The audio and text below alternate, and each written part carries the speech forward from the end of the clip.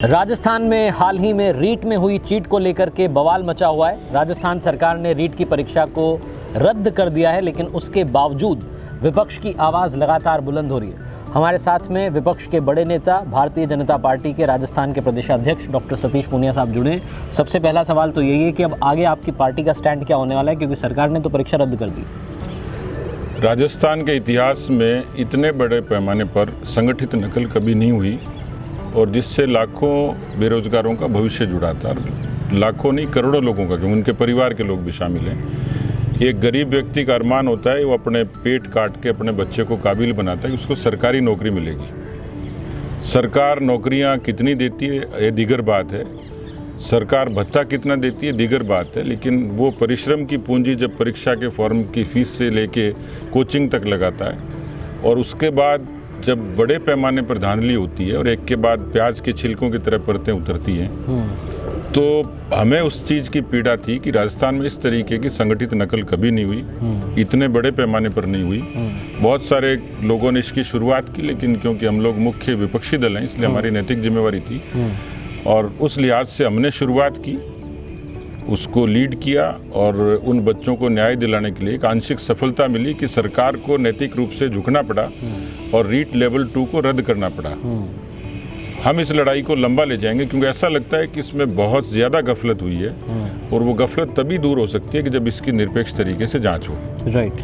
और जांच के लिए एक ही माध्यम है, हमारी एक लाइन की एक सूत्री मांग है कि इसकी सीबीआई को सौंप देनी चाहिए, ताकि कम से कम बच्चों को ये इतना एहसास हो, इतना संतुष्टि हो जाए कि जिन लोगों ने इसमें पाप किया, गफलत की, उनको दंड मिले।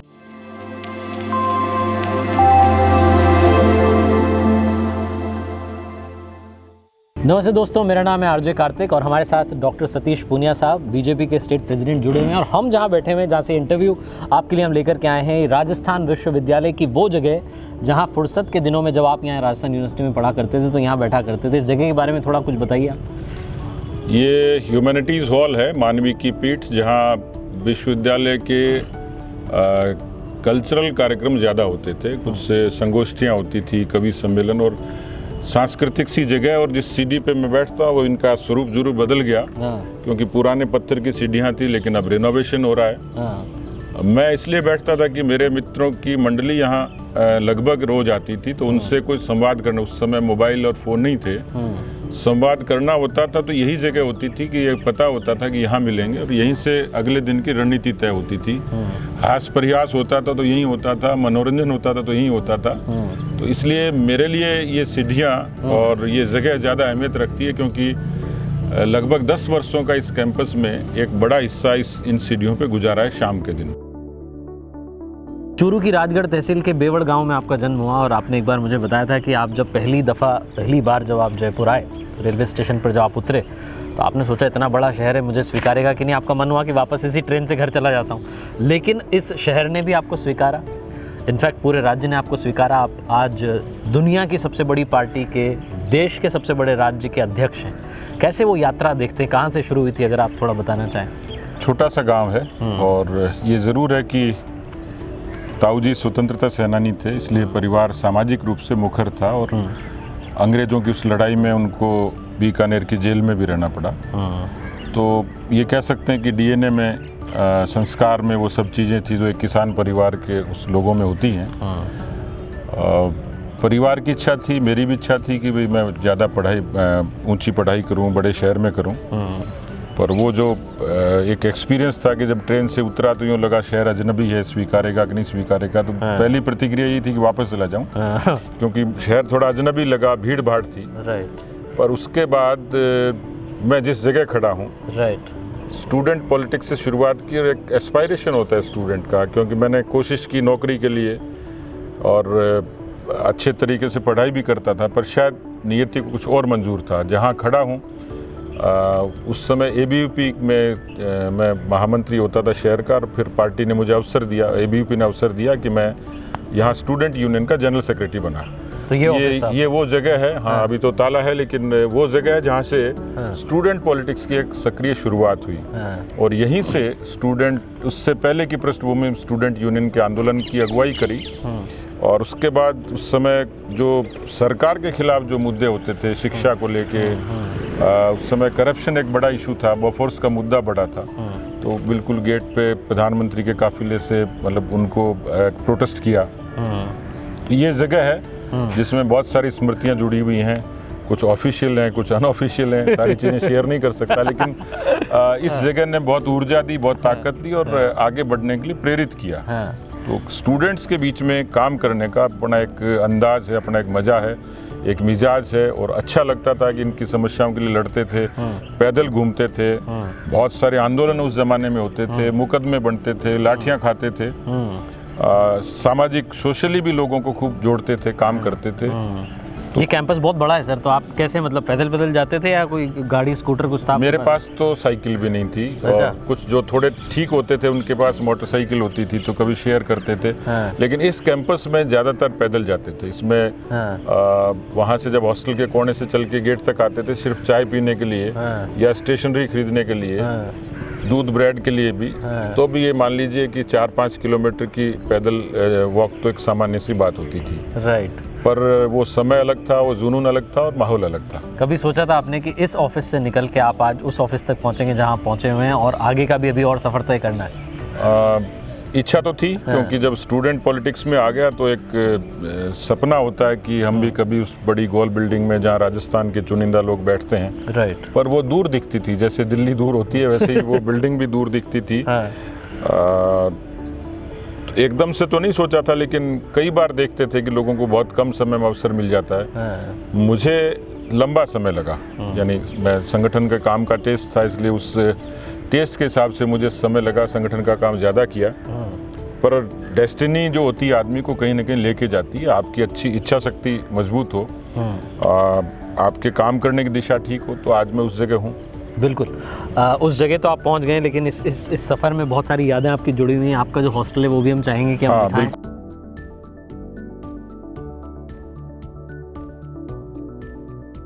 विकास जी रहते हैं सर के कमरे में, जब सर रहा करते थे यहाँ पर।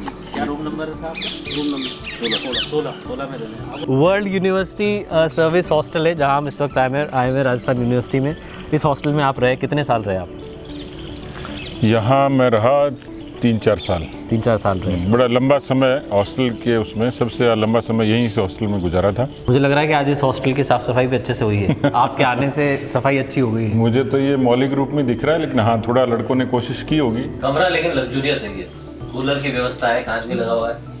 बहुत कुछ नहीं बदला। अच्छा। दीवार, दरवाजे, खिड़की, ट्यूबलाइट और पंखा, लेकिन कूलर है। हमारे पास कूलर नहीं था, पर गर्मी बहुत होती थी, तो लड़कों ने एक आविष्कार किया, क्या? आइंस्टीन की तरह पूरी छत पे पानी भर दिया और पूरी गर्मी में पानी भरा रहता था, छत ठंडी रहती थी और हम लोग एयर कंडीशन का आनंद लेते थे। अच्छा, मैं आपसे जानना चाह रहा हूँ, आपके हिसाब से पॉलिटिक्स जो है प्रेशर है या पावर है? कैसे आप इसको पॉलिटिक्स को देखते हैं? पॉलिटिक्स न प्रेशर है न पावर है, पैशन है। इसमें जो भी आता है वो शौक से आता है। स्टूडेंट लाइफ में आएगा, टैलेंटेड लोग होते हैं, पढ़ने के लिए आते हैं, लेकिन ये भी काम करने की दिशा है। और इसलिए मैं महसूस करता हूँ कि लोग इससे सामान्य तौर पर, क्योंकि बच्चे हैं तो उनका अपना करियर है, उनको नौकरी और उनको बहुत सारी ऐसी फिक्र होती है, स्वाभाविक है। जो मिडिल क्लास से बच्चे आते हैं उनके परिवार का और उनका खुद का एक कमिटमेंट, एस्पायरेशन होता है। लेकिन जैसे एपीजे अब्दुल कलाम साहब कहते थे कि अच्छे लोग यदि पॉलिटिक्स में नहीं आएंगे तो बुरे लोग शासन करेंगे। तो केवल उस उक्ति तक नहीं, लेकिन ये जरूर है कि जो स्टूडेंट्स हैं, जो यंगस्टर्स हैं, उनको अपने पैरों पे तो खड़ा होना चाहिए, पर कैरियर उनका पॉलिटिक्स में भी होना चाहिए। क्योंकि अच्छे फन के लोग, टैलेंटेड लोग, आप यदि मोदी की गवर्नमेंट देखेंगे तो भी उसमें IITians मिलेंगे, अच्छे उसमें इकोनॉमिस्ट मिलेंगे, अच्छे जर्नलिस्ट मिलेंगे। तो राजनीति भी आज युवाओं के लिए एक करियर का काम हो सकता है, ताकि आप अपने आप को प्रूव कर सकें। प्रधानमंत्री नरेंद्र मोदी जी जब प्रधानमंत्री बने उसके बाद आप मिले होंगे, उससे पहले तो काफ़ी बार मिले होंगे क्योंकि आप पार्टी के कार्यकर्ता थे, वो भी महासचिव पद पर थे।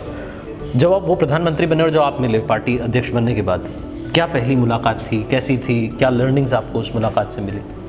बहुत एक्साइटेड था कि मैं उनसे कैसे बात करूंगा, वो मुझसे कैसे बात करेंगे, क्या करेंगे। जो ही मैं एंटर हुआ वो मेरे लिए बड़ा सरप्राइजिंग था। होता ही है, शिष्टाचार के नाते बहुत बड़े हैं, कद में भी, पद में भी। मैं जो ही उनको चरण स्पर्श करने के लिए झुकने लगा तो उन्होंने मेरे हाथ पकड़ लिए, और वो जो उन्होंने कहा वो आज भी दिमाग में गूंजती है कि हम लोग ज़मीन के लोग हैं, हमें झुकना नहीं, हमें उठना है। क्या बात है। मेरे लिए वो एक इंस्पायरिंग पंच लाइन थी जो मुझे आज भी इंस्पायर करती है। और उसके बाद जो उन्होंने 10 मिनट का समय था, लेकिन मुझे 25 मिनट तक मेरे जीवन के बारे में, मेरे काम के बारे में या मेरी विज़न के बारे में उन्होंने मुझसे काफ़ी देर तक शेयर किया। मैं इसको सौभाग्य मानता हूँ कि मैं दुनिया के सबसे बड़े ताकतवर प्रधानमंत्री से एक छोटे से गांव के किसान का बेटा उनसे मिल रहा हूँ। क्या बात। तो मेरे लिए एक्साइटमेंट था। और मैं प्रधानमंत्री जी के जो उनका जो होम टाउन है वडनगर, वहाँ भी रिसेंटली जाके आया हूँ और मैंने वो किटली भी देखी है जहाँ वो चाय बेचा करते थे। तो मुझे लगता है कि उनकी भी एक इंस्पायरिंग जर्नी रही है, आपकी भी इंस्पायरिंग जर्नी रही है। थोड़ा और आपकी जर्नी को जानते हैं। सर, अब मैं आपसे जानना चाह रहा हूँ, आपकी फैमिली को शिकायत नहीं रहती आपसे? आप दिन भर पार्टी के कामों में, राजस्थान के मुद्दे उठाने में व्यस्त रहते हैं, उनकी शिकायत कैसे दूर करते हैं और क्या क्या शिकायतें होती हैं उनकी आपसे? वैसे तो मैं जब स्टूडेंट पॉलिटिक्स से लेके यूथ पॉलिटिक्स तक जब काम करता था तो परिवार के लोगों को उस बात के लिए आदी बना दिया था कि मेरा जीवन यही रहेगा। राइट। लेकिन ये ज़रूर है, क्योंकि बच्चे होते हैं, उनकी अपनी इच्छाएं होती हैं, बेटी है, बेटा है, तो मैं कुछ पॉलिटिक्स के फॉर्मूले उन पर अपना लेता था। जैसे कभी उनको ड्राइव पे ले गया, कभी पिक्चर दिखा दी, कभी डिनर करा दिया। अच्छा।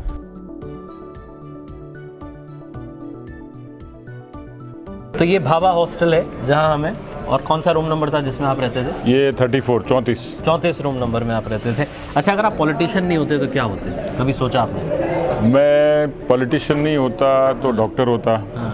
बन नहीं पाया। इच्छा थी मैं फौज में जाऊं तो मैं लेफ्टिनेंट होता। फिर मन में जब उस पर सक्सेस नहीं हुआ तो सोचा अच्छा वकील बनूं। ये बात तय थी कि वकालत करता तो अच्छा वकील होता। इच्छा भी थी, पर क्योंकि लॉ कर ली थी और रजिस्ट्रेशन भी हो गया था, मैं 89 का रजिस्टर्ड लॉयर हूँ। हाई कोर्ट में मैं वोटर हूँ वहाँ। अच्छा जर्नलिस्ट भी होता है, BGMC का कोर्स किया। अच्छा।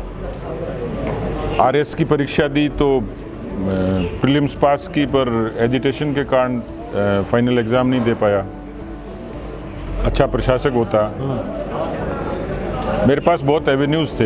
लेकिन नियति आपको पॉलिटिशियन बनाना चाहती? नियति मुझे यहाँ लेके आई, मतलब मैं। अच्छा, लेकिन आपके नाम में डॉक्टर तो लगता है, तो आपने डॉक्टरेट मतलब किस? डॉक्टरेट फिर मैंने, क्योंकि मुझे जुनून था कि मुझे डॉक्टर बनना है, तो स्टेथोस्कोप की बजाय मैं कलम वाला डॉक्टर बन गया।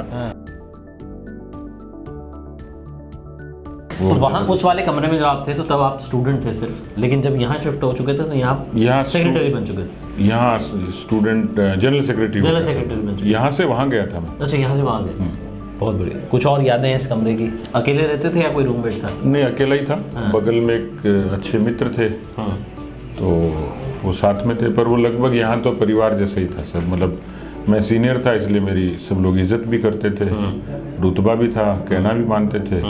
तो एक पूरी रेडीमेड फोर्स यहाँ होती थी कि मुझे जब 50 लोगों का सपोर्ट चाहिए तो चलिए। तो ये जन सुनवाई जो आज करता हूँ ना, जैसे बीजेपी में, तो वैसे जन सुनवाई का केंद्र था ये। बहुत बढ़िया। तो जन सुनवाई का एक केंद्र था, छोटा सा कमरा जिसका कलर चेंज हो चुका है, बाकी यादें ताज़ा हैं। आप जब पॉलिटिक्स में आए, कौन इंस्पिरेशन थी आप? किसने आपको इंस्पायर किया कि भाई मुझे नेता बनना है? अटल बिहारी वाजपेयी जी। अच्छा। और अभी कौन है आपकी इंस्पिरेशन? अभी नरेंद्र मोदी जी। ये भी छात्रावास है, यहाँ रहे आप? ये अधिकृत रूप से मेरा आखिरी पड़ाव था विश्वविद्यालय के दिनों का। उसके बाद मैं यहाँ जब एंटर हुआ था तब तक बीजेपी यूथ का मैं जनरल सेक्रेटरी बन चुका था। यानी स्टूडेंट यूनियन के जनरल सेक्रेटरी से बीजेपी यूथ के जनरल सेक्रेटरी तक का सफ़र इस कैंपस में ही पूरा किया। और ये आखिरी पड़ाव था। उस समय ज्योग्राफी में रिसर्च स्कॉलर के नाते मुझे यहाँ बाइज्जत एक बढ़िया 30 नंबर कमरा मिला। अच्छा। और उस ज़माने में ये लग्जरियस हॉस्टल ही माना जाता था। मतलब जैसे सपना होता ना कि इस हॉस्टल में एडमिशन मिल जाए। अच्छा नया बना था। तो ये आखिरी पड़ाव था CV रमन। राजस्थान विश्वविद्यालय के मेन गेट पर हम खड़े हुए हैं। ये वो दरवाज़ा है जहाँ से ना जाने कितने आंदोलन हुए हैं। आपने भी अपने ABVP के दिनों में काफ़ी आंदोलन किए होंगे। कोई मज़ेदार किस्सा है जो हंसी आती है आपको आज भी याद करके? हम लोग ज़्यादातर यही जगह होती थी जहाँ धरने प्रदर्शन करते थे, और ये जगह हमारे लिए बुक होती थी। उधर NSY के लोग काम धरना करते थे। हम लोग अपने रजाई गद्दे वगैरह लेके आते थे, आराम से रात को ही सोते थे। एक दिन सुबह नज़र दौड़ाई कि NSY के लोग कहाँ चले गए। तो इतने में से रजाई में से आवाज़ आती है, कहीं नहीं गए, तुम्हारी रजाइयों में है, हम लोग यहाँ काबिज हैं। लेकिन वो स्टूडेंट पॉलिटिक्स में हारमोनी थी। अभी कैसे देखते हैं आप अभी की स्टूडेंट पॉलिटिक्स को? अभी कैरियरिस्टिक हैं स्टूडेंट, वो अपने उस पर ज़्यादा फोकस करते हैं। उस समय स्टूडेंट पॉलिटिक्स में लोगों का बड़ा पैशन था पॉलिटिक्स से, क्योंकि बहुत लोग यूथ पॉलिटिक्स में गए, फिर मेन स्ट्रीम में गए।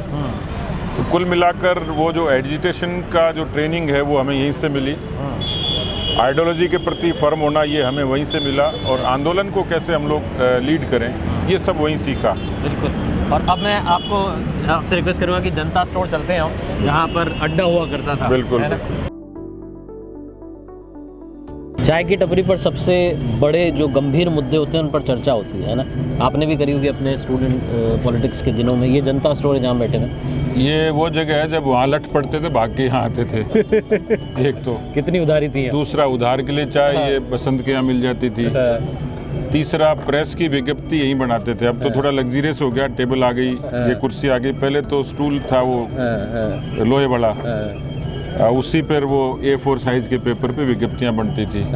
पर यहाँ से जो स्टूडेंट लीडरशिप पनपी है, मेरे साथ में जितेंद्र श्रीमाली जी अध्यक्ष रहे, पार्षद हो गए, पुनीत डिप्टी मेयर हो गए, ये हमारे जितेंद्र मीणा ये भी स्टूडेंट यूनियन के प्रेसिडेंट रहे। तो ये वो जगह है जहाँ इस जगह ने बहुत सारे लोगों को ईजाद किया है, बहुत सारे लोगों को मौका दिया है। तो बहुत अरसे बाद मैं भी आके यहाँ पे आनंदित हूँ, गौरवान्वित हूँ। लंबी फहरिस्त है यादों की, तो क्योंकि शाम हो गई और मुझे लगता है कि मैं यदि पूरा करूंगा तो सुबह हो जाएगी। सही बात। इसलिए आगे के लिए सीमित रखते हैं। हाँ। पर वास्तव में जो आपने कहा कि बहुत सारी चर्चाएं, जो चौपाल की थड़ी की चर्चा है, उसका जो सेंटर ऑफ ग्रेविटी जो पॉइंट था वो यही था कि यहाँ से सब चीज़ें उस तरीके से आगे तक जाती थी। हाँ। तो आज गपशप विद कार्तिक की शुरुआत सीढ़ियों से हुई थी। राजस्थान विश्वविद्यालय की सीढ़ियों पर हम बैठे हुए थे, और इस वक्त हम लोकतंत्र का जो सबसे बड़ा मंदिर है राजस्थान विधानसभा, वहाँ बैठे हुए हैं। इन सीढ़ियों पर आपका आना जाना लगातार बना रहता है, लेकिन पहली बार जब आप आए होंगे और जो आपने शुरुआत की थी गांव से, मैं वापस आपको लेके जाना चाहता हूं उस जगह पर जहां आपका जन्म हुआ। वहां से यहां तक का सफ़र, बीजेपी के स्टेट प्रेसिडेंट, इतनी बड़ी पार्टी, दुनिया की सबसे बड़ी पार्टी, कैसा रहा ये सफ़र? अगर आप संक्षेप में बताएं हमारे व्यूअर्स को। जैसा आम साधारण किसान का घर होता है, उसमें मैं भाइयों में सबसे छोटा था। स्कूल में जैसे आमतौर पर गली में क्रिकेट खेलते हुए पले बढ़ते होते हैं, एस्पायरेशन था डॉक्टर बनूंगा। घर के लोगों ने मुझे डॉक्टर बनने के लिए भेजा। ये दीगर बात है कि मैं स्टेथोस्कोप की जगह कलम का डॉक्टर बना, PhD की। लेकिन पहली बार जब आया तो वो मैंने बताया एक हेजिटेशन थी। ट्रेन से उतरा, लगा कि शहर अजनबी है, अपनाएगा नहीं, वापस चला जाऊँ। पर शहर ने अपनाया और धीरे धीरे बहुत सारी कोशिशें की। इच्छा थी फौज में ऑफिसर बनूँ, डॉक्टर बनूँ, अच्छा मैं वकील बनूं, जर्नलिस्ट बनूं, अच्छा प्रशासनिक अधिकारी बनूं। तो मेरे साथ सारे एवेन्यूज़ थे, पर शायद नियति को तय था कि मैं राजनीति में जाऊं। तो जो स्टूडेंट पॉलिटिक्स में आया तो उस समय एक मन में एक एस्पायरेशन जगी, एक एम्बिशन जगा कि इस लोकतंत्र के मंदिर में जाया जाए। पर एक बड़ी जद्दोजहद हुई, बड़ा संघर्ष हुआ। कई बार टिकट कटी, कई बार मिली, कई बार नहीं मिली, और जैसा आमतौर पर आम पॉलिटिशियंस के साथ होता है। पर मैं संगठन का आदमी था, जुनूनी आदमी था। तो मेरी जो शुरुआत है वो आंदोलन से हुई। मैं ABVP से जुड़ा 1982 में, 82 से 92 तक ABVP में काम किया। ABVP के काम के दौरान जो बड़े एक्सपीरियंस थे, एक तो एजिटेशन सीखा, संस्कार सीखे, स्टूडेंट पॉलिटिक्स की धार देखी, और स्टूडेंट यूनियन के इलेक्शंस, बोफोर्स का मूवमेंट, स्टूडेंट राइट के लिए लड़ना, ये सब चीज़ें उस 10 साल के कालखंड में 92 से और मैं 99 तक, ये इवन 2003 तक युवा मोर्चे में अध्यक्ष के नाते, महामंत्री के नाते, राष्ट्रीय कार्यकारिणी के मेंबर के नाते, पंजाब के प्रभारी के नाते, उस दौरान भी बहुत सारी चीज़ों से रूबरू हुआ। उस ABVP के 10 साल के कालखंड में कश्मीर के आंदोलन का हिस्सा बना। उधमपुर में जब अरेस्ट हुई तो दूरदर्शन पे कब्जा किया, मैंने आपको बताया। मुझे दोनों बार की कार सेवा में जाने का सौभाग्य मिला। अच्छा। तो मुझे जो मैं ज़्यादा आध्यात्मिक हुआ या मुझे जो एक अच्छी ताकत मिली तो राम जी के उस आंदोलन के मूवमेंट से मिली। लेकिन युवा मोर्चे में जब मैं काम करता था तो मैंने एक युवा जागरण पदयात्रा शुरू की थी, अजमेर से और भरतपुर तक, सम्राट पृथ्वीराज चौहान के स्मारक से महाराजा सूरजमल के स्मारक तक। मेरे जीवन का वो टर्निंग पॉइंट था जिसने मुझे उस यात्रा ने 25 दिन की 500 किलोमीटर की यात्रा ने, जो राजनीतिक जीवन में शायद इतनी लंबी पैदल यात्रा कभी नहीं हुई, राइट। उस यात्रा से नौजवानों को जोड़ा। और वो यात्रा तब हुई थी जब 1998 में हार गए थे। मेरे लिए एक अच्छा एक्सपीरियंस ये था कि उस समय 1998 में जब हारे तो भी यात्रा निकाली। तो मान लीजिए बड़े नेताओं का जब आशीर्वाद मिलता है, तो मुझे स्वर्गीय भैरव सिंह शेखावत जी ने उस यात्रा को अप्रिशिएट किया और मुझे अपने हाथ से उस यात्रा की सफलता पे माला पहनाई। क्या बात। मेरे जीवन में दो व्यक्ति ऐसे हैं, स्वर्गीय अटल बिहारी वाजपेयी जी। उनका एक मेरे जीवन से जुड़ा हुआ किस्सा है कि मैं 93 के चुनाव में उनके साथ था, कैंपेन में 2-3 दिन साथ रहा। मुझे उन्होंने जाते वक्त कहा कि भाई कभी दिल्ली आओ तो मिलना। तो हम तो बहुत नौजवान थे, तो हमारे पास कोई बहुत ऐसी इच्छा नहीं थी और बहुत कुछ संसाधन नहीं थे। राइट। तो मुझे उन्होंने जब दोबारा कभी मिले तो पूछे जवान दिल्ली नहीं आए। तो मैं उनको मजाक की, मैंने कहा जी दिल्ली का किराया नहीं था और दिल्ली दूर है। तो उन्होंने आशीर्वाद दिया कि काम करोगे तो दिल्ली भी पास आ जाएगी। क्या बात। और मैं समझता हूँ कि आज उन्होंने जो कहा वो प्रसाद था। भैरव सिंह शेखावत जी ने जो मुझे आशीर्वाद दिया कि ईमानदारी और परिश्रम, इसका राजनीति में कोई विकल्प नहीं है, उस पदयात्रा से मुझे जो उन्होंने आशीर्वाद दिया, ये मान लीजिए कि माता पिता के संस्कार और पिताजी की वहाँ पे जो धाक थी, जो धमक थी, जो सामाजिक एक पहचान थी, उन्होंने मुझे ईमानदारी के रास्ते पर चलने के लिए प्रेरित किया। लेकिन भैरव सिंह शेखावत जी और अटल बिहारी वाजपेयी जी, उन दोनों ने, उनके आशीर्वाद ने मुझे यहाँ तक पहुँचाया है जी। और उसके आगे का जो रास्ता है वो मोदी जी ने और अमित शाह जी ने दिखाया है। यही सब वो आशीर्वाद था जिसने आपको एक छोटे से गांव से उठा करके वहाँ से आप यहाँ तक पहुँचे हैं। दुनिया की सबसे बड़ी पार्टी के, देश के सबसे बड़े राज्य के आप अध्यक्ष बने। आपकी तरफ से क्या मंत्र रहेगा उन नौजवानों के नाम, उन यंगस्टर्स के नाम जो लाइफ में कुछ बड़ा अचीव करना चाहते हैं? मैं किशोर कुमार का फ़ैन हूँ। हाँ। और इम्तिहान फिल्म का गाना है, हाँ। रुक जाना नहीं तू कहीं हार के, कांटों पे चल के मिलेंगे साए बहार के। क्या बात है। नौजवान के लिए तो मुझे लगता है कि उसको हरदम संघर्ष करना होता है और सफल वही होता है जो संघर्ष करता है। तो आज की पीढ़ी को ये भी कहूँगा कि वो जीवन के जिस भी क्षेत्र में जाना चाहें, परिश्रम करें, ईमानदारी से और नैतिकता से आगे बढ़ें। राजनीति के दरवाजे भी उनका स्वागत करेंगे, वो कमिटमेंट के साथ आएँ। बहुत बढ़िया, बहुत बहुत धन्यवाद सर, आपने समय निकाला, बातचीत की। बहुत कुछ मुझे आज जानने को मिला, बहुत कुछ आज आपकी यात्रा से सीखने को मिला। आप ऐसे ही आगे बढ़ते रहें प्रगति के पथ पर। हमारी बहुत सारी शुभकामनाएं। थैंक यू, धन्यवाद। थैंक यू सो मच, बहुत बहुत धन्यवाद।